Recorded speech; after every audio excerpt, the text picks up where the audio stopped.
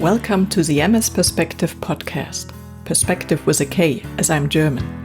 I'm Nele Handwerker, MS patient, patient advocate and author. I'm bringing you interviews, inspiration and information about living with multiple sclerosis and show you ways how you can positively influence the disease and make the best out of your diagnosis. On ms-perspektive.com you will find the show notes, 11 free tips as a PDF and lots of other information. And now the show begins. This podcast is supported by Mid-Mission, a project of the nonprofit Hertie Foundation.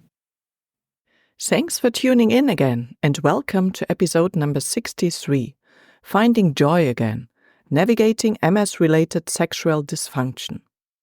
Sex can be one of the best things in life, and sexual dysfunction can therefore cause a lot of frustration. In this episode, you will learn about the background and manifestations, what you can do about it, and what role your personal attitude towards the topic plays.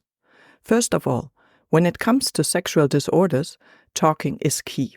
And of course, it's not just MS patients who have difficulties with this, but the majority of people. Which is a shame because fears, desires, feelings, and fantasies should not be taboo. And open communication can expand the playing field of possibilities and pleasures immensely. If a woman tells her husband that she no longer has the energy for sex in the evenings due to fatigue, there may be times at the weekend or in the morning when it is possible, and it is no longer the supposed lack of interest that is unspoken, but a concrete problem for which solutions can be found together. The same applies to men with MS who suffer from erectile dysfunction. Once it is clear that both sides want to continue having affection and that the only thing standing in the way is the fear of not being able to function, possible solutions immediately appear on the scene, from oral sex and mutual masturbation to sex toys. So much is possible, and everything can be solved if you talk about it. A preliminary note. I'm always referring to couples in the classic sense here, but of course there are also other constellations for having sex, and my formulations are in no way judgmental. The same applies to gender. Diversity and equality are wonderful, and all genders are always explicitly meant, even if not formulated. How often do sexual disorders occur? The figures vary somewhat, ranging from 40 to 80% for women and 50 to 90% for men. Of course, it depends on how long a person with MS has had the disease, what are the symptoms and any permanent limitations he or she has. Compared to the average population, sexual disorders occur 3 to 4 times as often. This is reason enough to take this issue seriously, but doctors often neither address it nor offer support. Perhaps this is because it is less obvious or because of shyness. That's not the point here. What is certain is that the likelihood of sexual dysfunction tends to increase over the duration of the illness. However, this also depends on how well the MS can be kept in control. What types of sexual disorders exist? There are 3 types: primary, secondary, and tertiary sexual dysfunctions. Let's start with the primary sexual dysfunctions. Primary sexual disorders are caused by lesions in the spinal cord that affect sexual sensation and bodily functions. In women, this can lead to vaginal dryness or a loss of sexual desire. The ability to arouse the clitoris and vagina may be restricted, or women may experience unpleasant sensations in the genital area. This can even lead to pain during sexual intercourse, resulting in a lack of orgasm. Men can lose their erectile function, i.e., the penis no longer becomes erect, or there may be problems with ejaculation, which can also lead to a lack of orgasm. Secondary sexual dysfunctions. These include secondary impairments caused by other MS symptoms. Bladder and bowel problems, for example, can make spontaneous sex very difficult or prevent it altogether. Due to the necessary preparations, you may prefer to avoid sex from the beginning. Fatigue may massively reduce your interest in sex. And if you suffer from permanent spasm, you may find it difficult to find suitable positions. But permanent pain also causes most people to lose interest in sex. And it often doesn't help that sex and orgasm can relieve pain for a while. Because if you don't get in the mood in the first place, you won't be interested in later rewards. If you are dealing with weakness or tremors, this often reduces the choice of positions that you find pleasurable and comfortable. In addition, the side effects of some MS medications can have a direct negative impact on sexual desire and performance. This is a crucial reason to discuss the issue openly with your neurologist. Let's come to tertiary sexual dysfunctions. In the case of tertiary sexual disorders, the psych and social issues get in the way. This is mainly about fear of failure or doubts about your own attractiveness. If you feel sexually unattractive due to MS and the associated symptoms, or if you don't think you can fulfill the wishes and expectations of your partner, or if your partner takes care of you and cannot leave this role in favor of your sexual relationship. Perhaps you struggle with mood swings, are unhappy with your body image, or have little self-esteem. If you can't resolve these issues in your relationship, then find an expert to help you love yourself and allow love, or go to couples therapy.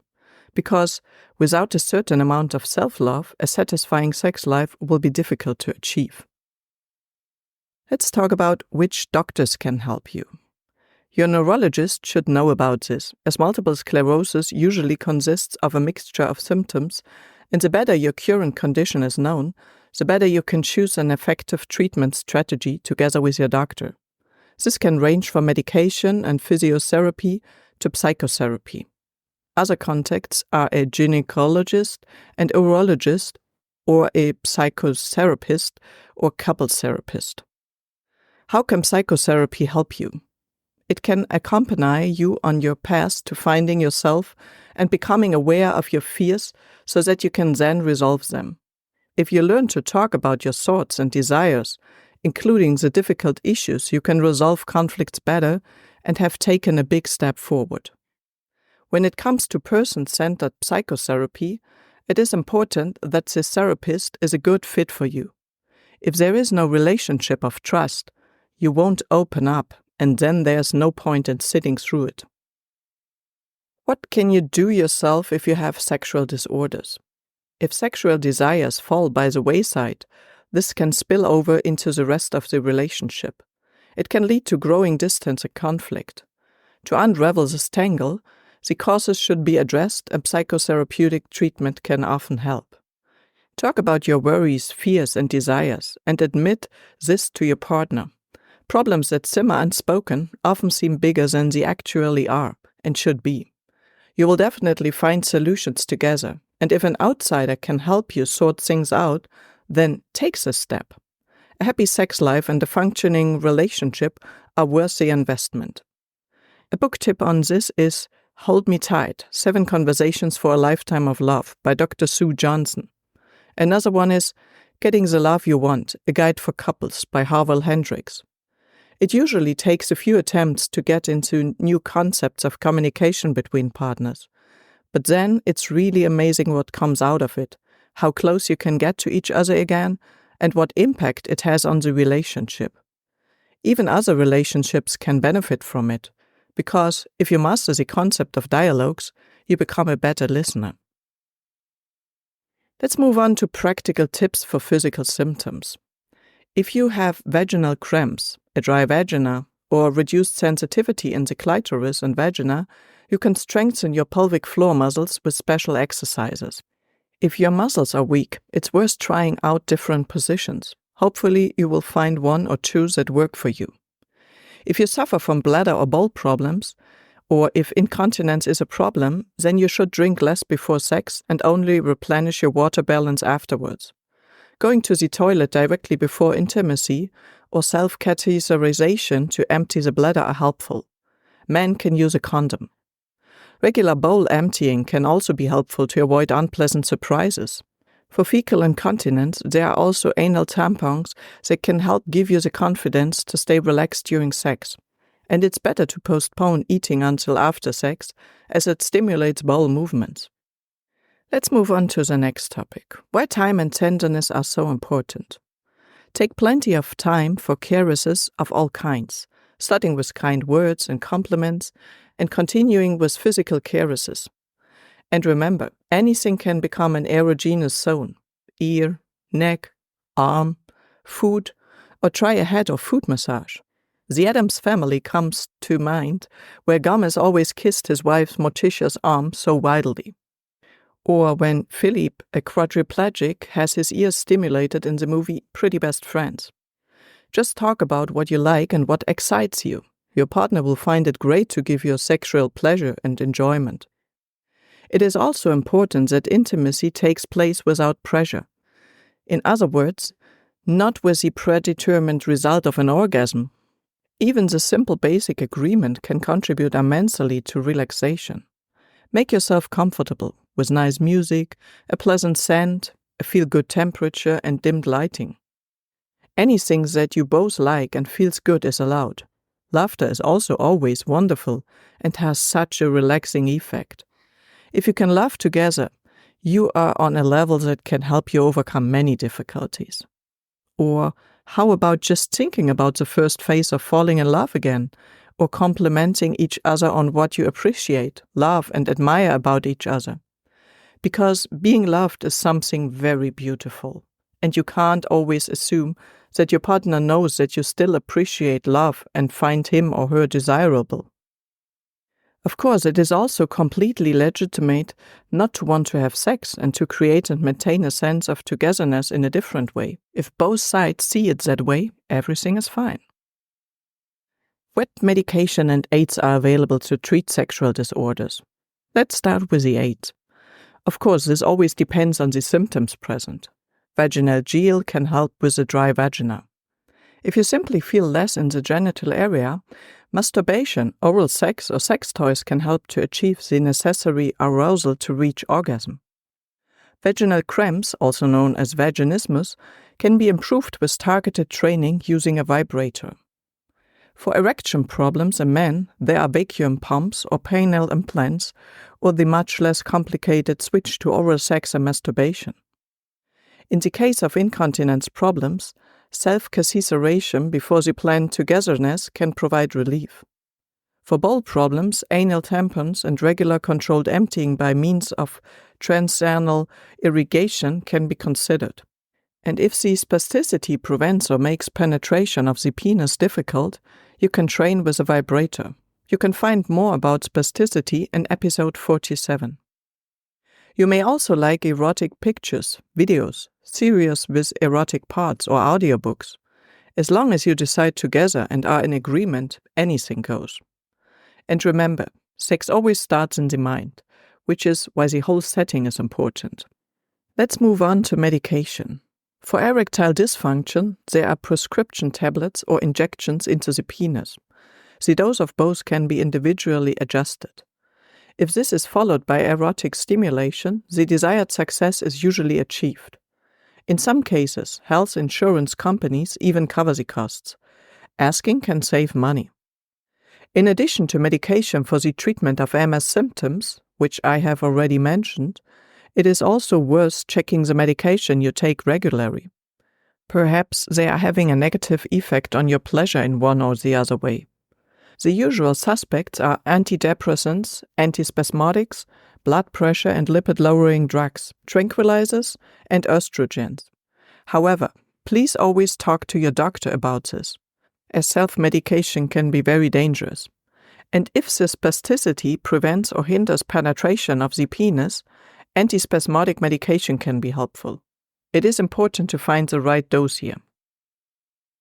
What next? What is the best prevention against sexual disorders? With regard to multiple sclerosis, it is the effective disease-modifying therapy that you should support as much as possible with a healthy lifestyle.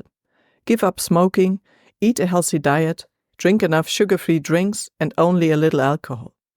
Exercise and stay mentally active.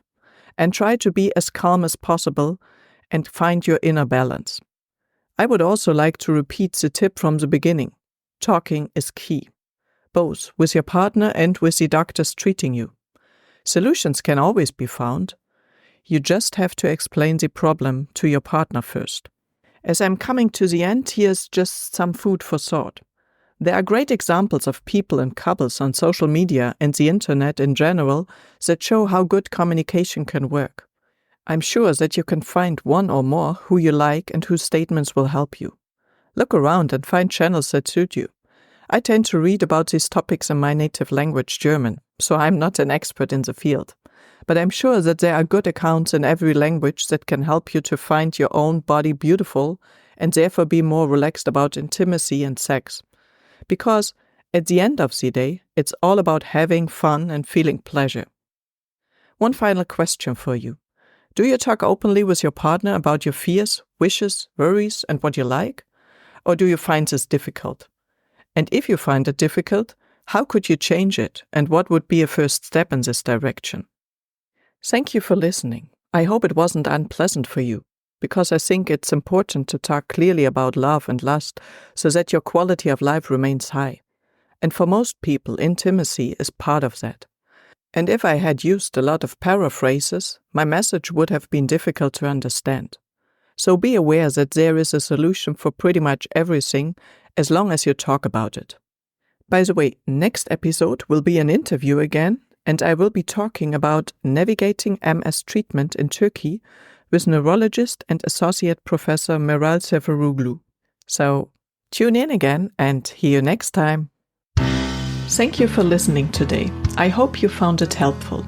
You may also be interested in the previously published episodes and posts, which you can find at ms-perspektive.com/podcast. Perspective with a K.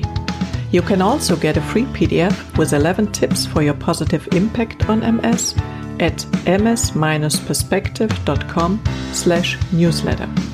If you'd like to get in touch, you can reach me at nele@ms-perspektive.com or on social media. Hear you next time.